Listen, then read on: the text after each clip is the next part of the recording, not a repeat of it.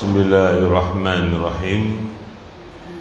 Alhamdulillahi rabbil alamin. Wassalatu wassalamu ala nabiyyina Muhammadin sallallahu alaihi wa ala alihi wasallam.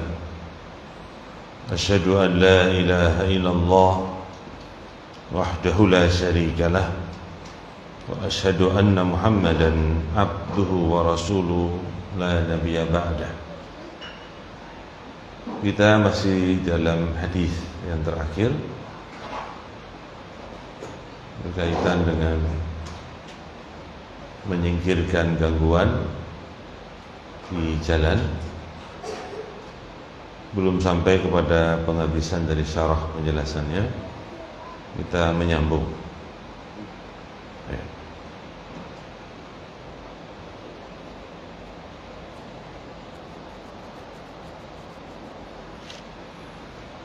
Wa fi hadzal hadits qala rahimahullah, wa fi hadzal hadits dalilun ala anna man azala 'anil muslimin al-ada falahu hadha thawab al-'azim fi amrin hissiyyin.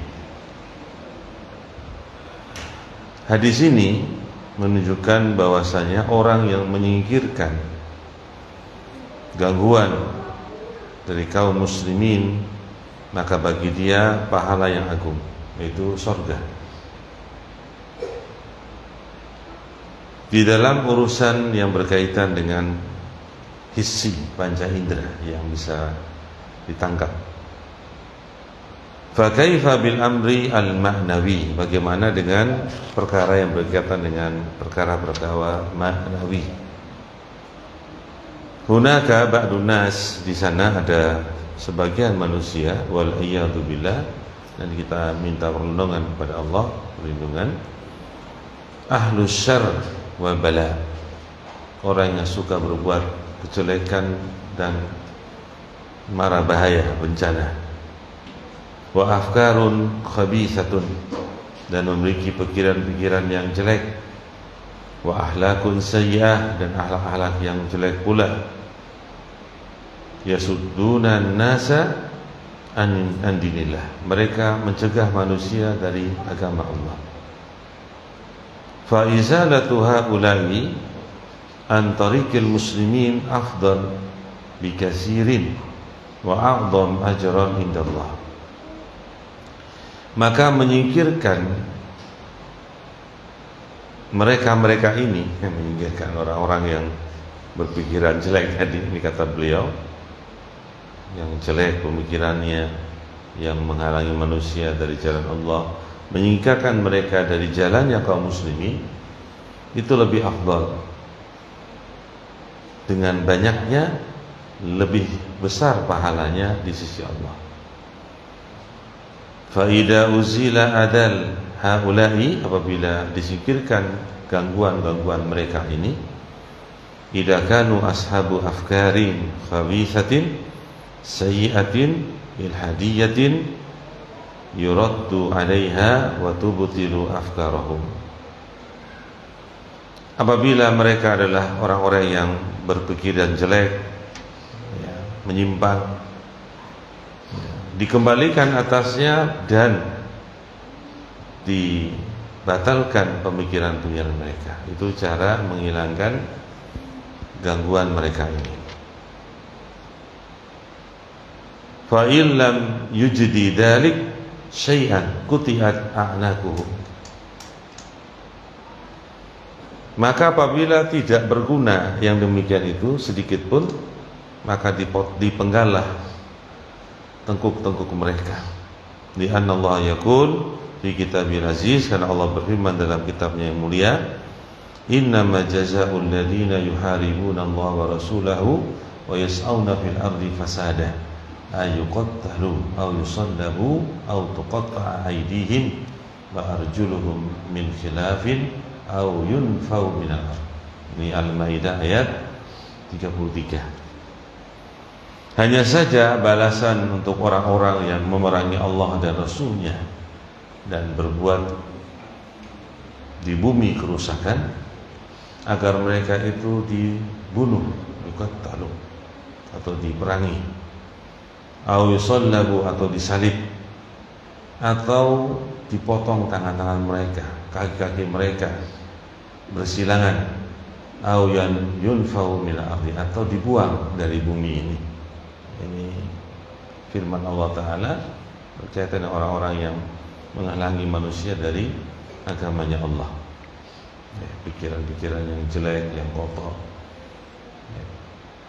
Au di sini kata beliau, au huna yaqulu ba'dul ulama, berkata sebagian ulama rahimallah, innaha li tauzi' atau li tanwi', itu berjenis-jenis tanwi', jadi bisa diperangi, bisa disalib, bisa dipotong tangan mereka dan seterusnya.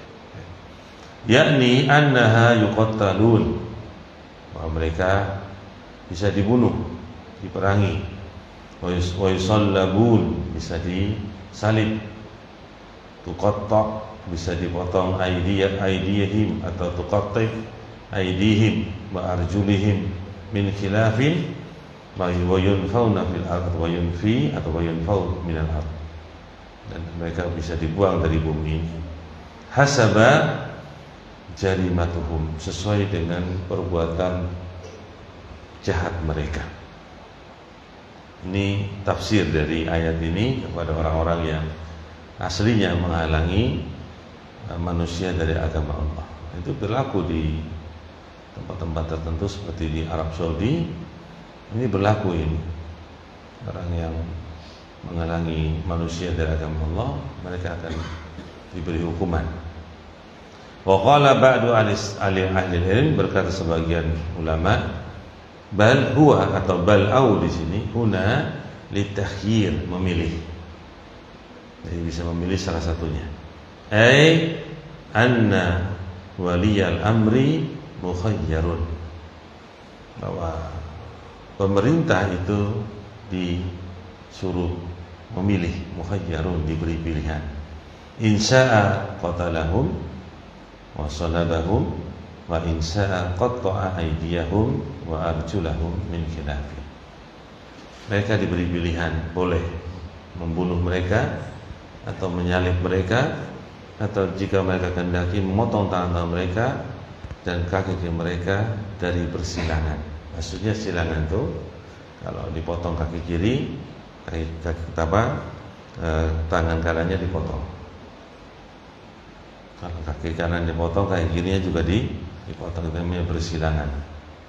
Dan itu punya pengaruh keseimbangan. Pengaruh terhadap apa? Keseimbangan orang. Kalau kakinya dipotong satu tapi tangannya belum dipotong, masih punya keseimbangan. Ya. Inilah merupakan bentuk hukuman terhadap orang yang mencegah manusia dari agama Allah. Wa insa'a nafahum minal ardh, kalau mereka berkehendak pun akan dibuang dari bumi ini. Ya. Hasaba ma yara fihi al-maslahah, sesuai dengan apa yang dia lihat padanya ada maslahat dari waliul amr tadi. Wa hadzal qaul qaulun jayyidun jiddan, pendapat ini pendapat yang bagus sekali. Ani, maksud aku, antakuna au, jadilah au di situ, huna litakhyir, untuk pilihan. Ini yang bagus kata beliau. Li'annahu rubbama yakunu hadzal insan jarmuhu dhahirun sahlun, karena terkadang terjadi manusia ini kena kejahatannya itu tampak gampang dilihat. Walakinahu 'alal mudda al-ba'id yakunu sa'ban. Pertama tampak gampang, mudah. Akan tetapi waktu yang jauh itu menjadi perkara yang susah. Yakunu mudillan lil ummah, menjadilah orang yang menyesatkan kepada umat ini. Kemudian wal wajib ala ulatil umur, wajib kepada para pemimpin, ayazilu al-ada an tariqil muslimin, mereka menghilangkan gangguan dari jalan kaum muslimin, ayazilu kulla da'iyatin ila syarr, mereka menghilangkan setiap dai yang mengajak kepada kejelekan, au ilal ilhad atau kepada penyelewengan, au ilal majun itu kelakuan jahat, au ila fusuq atau mengajak kepada kefasikan, bihaisu yumna'u min nasri ma yuridu min ayyi syai'in kana min asyarr wal fasad. Itu yang mana dicegah dari penyebaran apa yang dia inginkan dari berbagai menyis atau sesuatu berupa kejahatan atau kerusakan. Hada wal wajib, ini perkara yang wajib bagi pemimpin, kata beliau rahimahullah taala.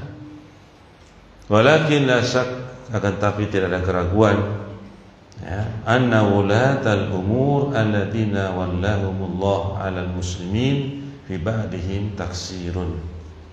Jadi tidak ada keraguan, ya, pemimpin yang Allah Subhanahu wa taala menguasakan pada mereka, pada sebagian mereka ada kekurangan. Wa fi ba'dihim tahawun, sebagian mereka itu bermudah-mudahan. Yatahawanuna bil amri, mereka bermudah-mudah di dalam urusan. Fi awalihi hatta yammu wa yazdadu, mereka bermudah-mudahan di awalnya sehingga tumbuh dan bertambah dari kejahatan tadi. Wa hina idin ya'jizuna an saddihi wa kaffihi, maka saat itu dia menjadi lemah atau mereka menjadi lemah dari mencegahnya dan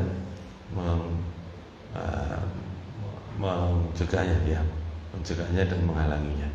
Wal wajib, maka yang wajib ayuqabila syarra min awwali amrihi biqat'i dabirihi. Jadi yang wajib itu adalah yuqabil, untuk menghadapi asyar, kejelekan itu dari awal urusannya dengan memotong permusuhannya. Permusuhan itu dicegah hatta la yantasir wa la yudil an-nasa bihi, sehingga tidak tersebar dan tidak menyesatkan manusia dengan perbuatan tersebut. Al-muhim, yang penting kata beliau, inna izalatal ada an tariq, yaitu menyingkirkan gangguan dari jalan. At-tariqu al-hissi tariqul aqdam, jalan apa? Jalan yang bisa dirasakan itu jalan dengan berjalan kaki. Wat-tariq al-ma'nawi, sedangkan tariq, jalan secara maknawi, tariqul qulub, yaitu jalannya hati. Wal amalu ala izalatil ada an tariqi an hada tariq, hada at-tariq kulluhu mimma yuqarribullah atau yuqarribu ila Allah. Jadi amalan dengan menghilangkan gangguan dari jalan ini, dan jalan berupa maknawi dan hissi tadi, ada seluruhnya dari apa-apa yang mendekatkan diri kepada Allah. Wa izalatul ada an tariqil qulub wa amali salih a'dham ajran, ya, wa asaddu ilhahan min izalatil ada an tariqil iqdam atau aqdam. Menghilangkan gangguan dari jalan hati, yaitu tadi berkaitan dengan maknawi, dan menghalangi orang dari amal soleh, itu besar, ya, pahalanya, sangat keperluannya atau sangat kepermintaannya daripada menghilangkan gangguan dari jalan yang dipakai untuk berjalan kaki dengan kaki-kaki. Jadi beliau di sini menambahkan faedah bahwa menyingkirkan gangguan dari jalan itu tidak sekedar yang disebutkan dalam hadis, tetapi ada tariq maknawi yang lebih penting, yaitu mencegah manusia, ya, dari menghalangi manusia di jalan Allah Subhanahu wa taala. Itu yang penting. Ya. Ini yang beliau jelaskan dan termasuk pelajaran baru ini. Selama ini kan kita hanya melihat gangguan di jalan, itu bagus. Tapi ada gangguan yang penting, gangguan manusia dari menghalangi manusia dari jalan Allah. Itu yang harus disingkirkan. Ini hadis yang terakhir yang kita baca dengan penjelasannya. Sekarang kita masuk hadis berikutnya. Athani, itu athaniya asyara. Itu hadis yang ke-12 dari bab ini. Anhu, itu kemungkinan dari sahabat yang terakhir. Coba kita lihat. Anhu dari Abi Dar, kemungkinan dari Abi Dar. Anhu terus ini. Anhunya Abi Dar atau Abi Hurairah, ya, dari Abu Hurairah.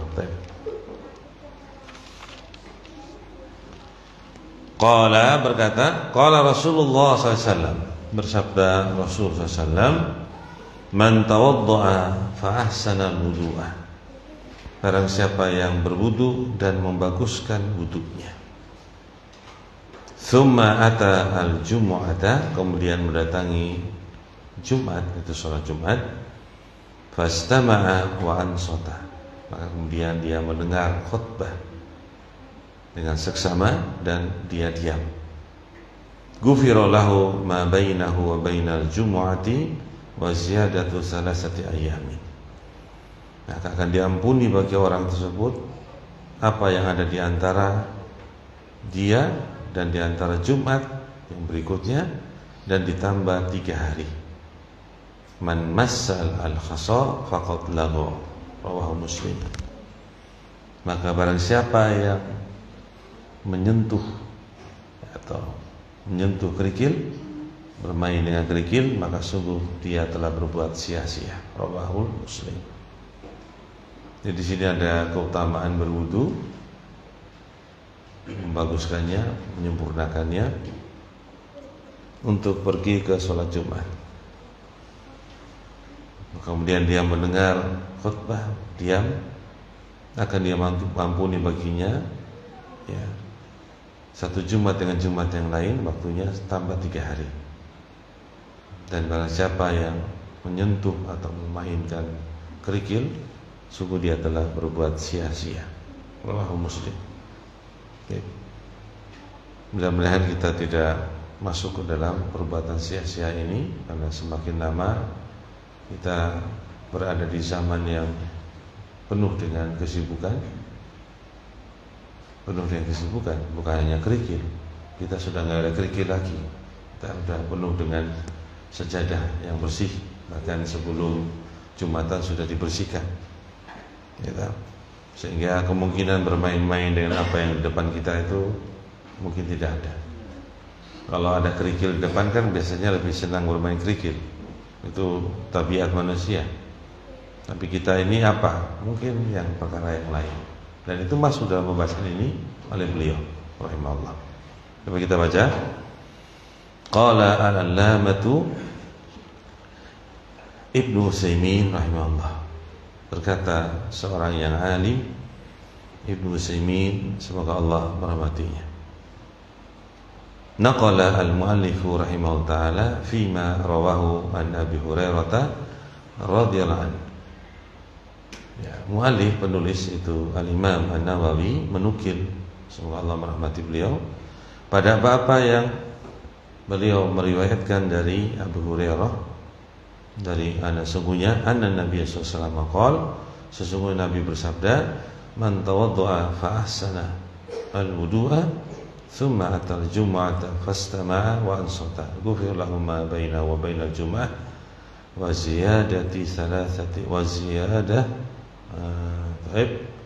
wa ziyadatu thalathati ayami wa man massal hasa faqad lahu, sebagaimana yang telah kita terjemahkan tadi. Fi hadal hadis, pada hadis ini, dalilun ala annal hudur ilal jumu'ati ba'da ayyuhsinal insanu wudu'ahu thumma yastami'u ilal khatib wa huwa yakhtubu wa yunsit. Dalil yang menunjukkan bahwasanya sesungguhnya hadir di sholat Jumat setelah dia membaguskan, manusia itu membaguskan wudunya, menyempurnakan wudunya, kemudian dia mendengar khatib, sedangkan khatib sedang berkhutbah, dan dia diam.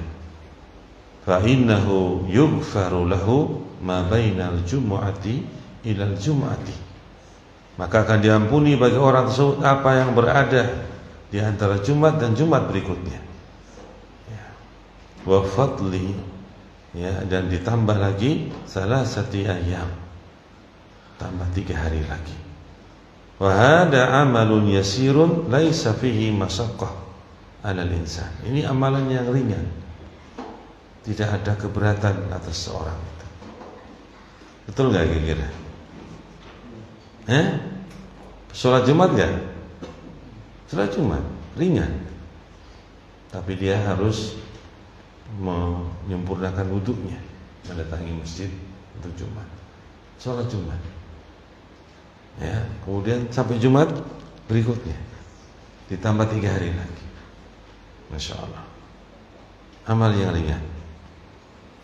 Wa ayatawadda'a wa yahdura ila Jum'ah, dia berwudu, hadir untuk sholat Jumat. Wa yunsit, ya, li khutbatin atau li khutbatil imam hatta yafrugha, diam untuk mendengarkan imam sampai selesai, dapat pahala tersebut. Hanya kita saja yang kadang nggak sadar, ya.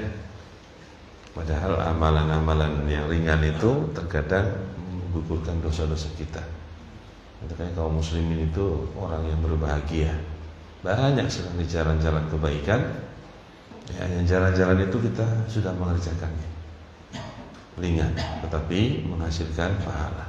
Oleh sebab ini, dengan ilmu yang kita ketahui dari hadis ini yang kita baca, lebih membuat kita lebih kepada niat yang bagus, bahwa ternyata yang kita lakukan itu ibadah yang mulia, maka akan menjadikan niat yang bagus itu karena Allah Subhanahu wa taala, ya, dalam melaksanakannya.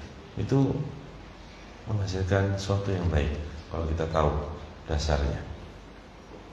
Kemudian dikatakan di sini wa qauluhu fi hadal hadis, dan ucapan Nabi Muhammad SAW dalam hadis ini, man tawaddu'a, barang siapa yang berwudu, la yu'aridu ma thabata fi sahihain, tidak bertentangan dengan apa yang telah tetap dalam kitab Sahihain, wa ghairihima, dan selain keduanya, an Abi Sa'id Al-Khudri, dari Abu Sa'id Al-Khudri radhiyallahu anhu, anna Nabi sallallahu alaihi wasallam qala, sungguhnya Nabi pernah bersabda. Ini tidak bertentangan. Kata Nabi, ghuslul jumu'ati wajibun ala kulli muhtalim. Mandi Jumat itu wajib atas setiap orang yang telah mimpi, yaitu telah balik, bagi laki-laki. Fa inna hadal hadis atsani fihi ziyadatun al hadis awal. Hadis yang kita baca ini, hadis yang kedua ini, tambahan atas hadis yang pertama yang kita baca, dinukil oleh Imam Nawawi tadi. Wa yukhad min biha, maka kita bisa mengambil pelajaran dengannya. Kama annahu aidan ashahhu min, sebagaimana hadis yang kedua ini lebih sahih daripada hadis yang pertama dari jalan-jalannya. Walaupun sama-sama sahih, tapi dia lebih sahih. Fa innahu akhrajahu al-a'immah as-sab'ah. Hadis yang kedua tadi, ghuslul jum'ah wajibun ala kulli muhtalim, itu dikeluarkan oleh imam yang 7. Itu Imam Bukhari, Imam Muslim, Imam Ahmad bin Hanbal, tambah 4 sunan. Itu dikeluarkan oleh imam yang 7 dalam hadis. Wa hada lam yukhrijuhu illa muslimun. Ya. Dan yang ini, itu masuk hadis yang kita baca pada nukilan Imam Nawawi itu, tidaklah dikeluarkan kecuali imam Muslim saja. Ya.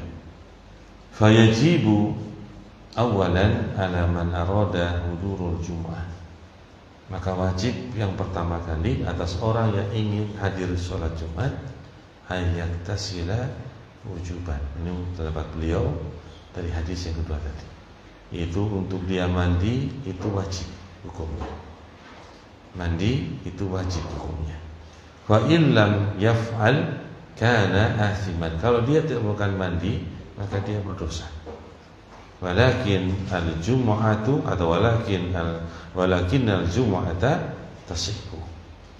Akan tetapi ingat, sholat Jumatnya tetap sah. Dari sisi meninggalkan kewajiban dosa, tapi sholat Jumatnya tetap sah walaupun dia tidak mandi.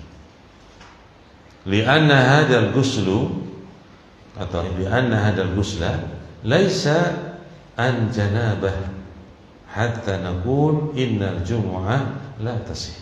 Karena mandi Jumat itu bukan mandi janabah.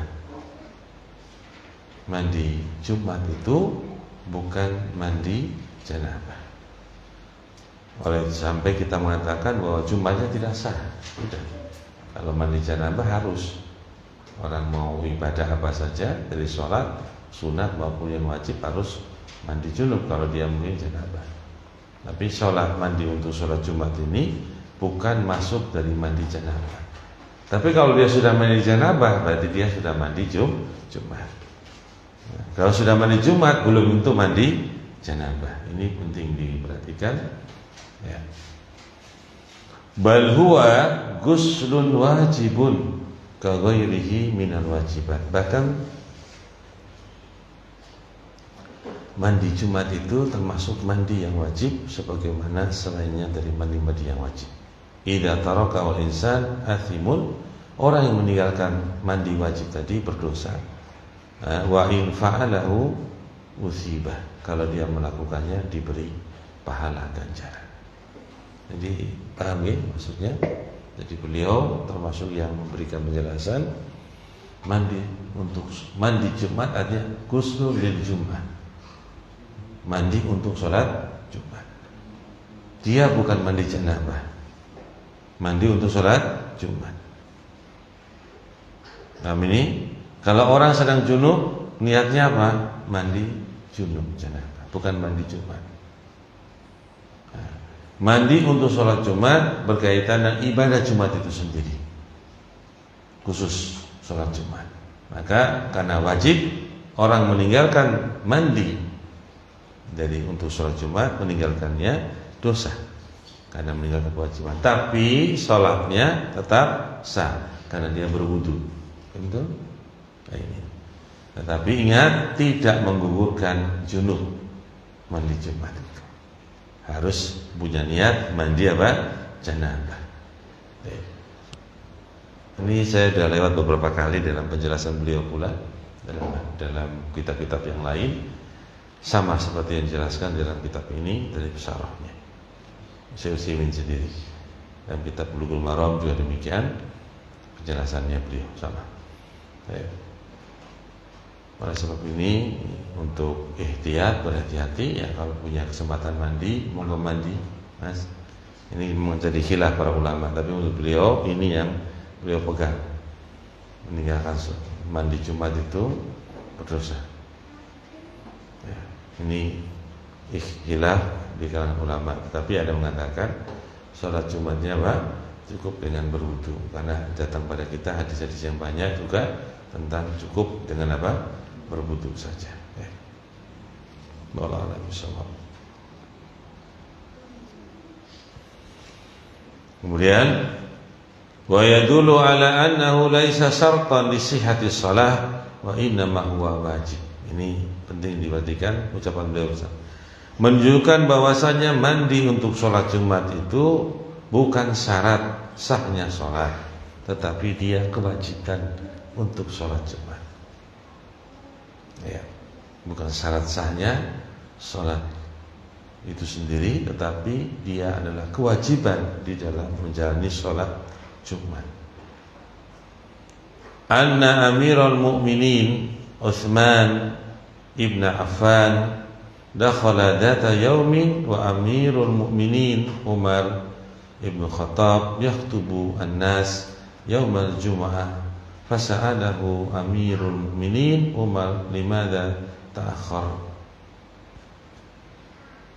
Bahwasanya Amirul Mukminin Utsman bin Affan, artinya dia digelar Amirul Mukminin ya, tidak bareng-bareng Amirul Mukmininnya, tapi karena dia seorang Amirul Mukminin juga disebutkan Amirul Mukminin ya.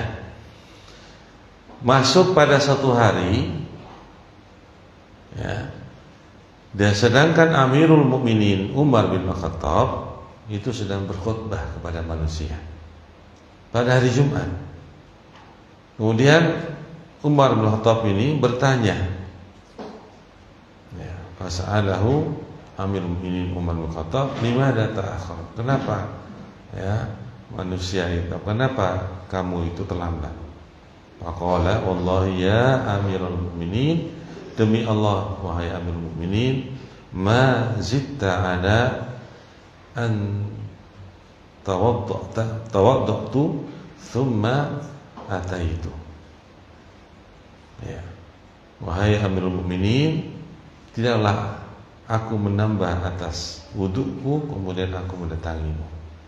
Yakni ka'annahu subil radhiyallahu anhu. Itu seolah-olah Utsman bin Affan ini disibukkan. Walam yatamakkan minal hudur mubakkiran. Dia tidak bisa hadir secara gasik, itu berpagi-pagi. Qala ma zidtu ala an yatawaddatu thumma ataitu.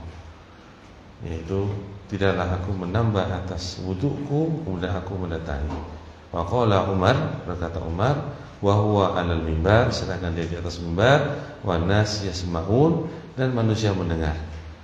Wal wudu aidan, ya, dan wudu itu juga waqad qala Nabi sallallahu alaihi wasallam, Nabi pun bersabda, "Idza ata ahadukum al-jumu'ah falyaktasir." Kata Umar bin Khattab, apabila salah seorang di antara kalian mendatangi salat Jumat, maka hendaklah dia mandi.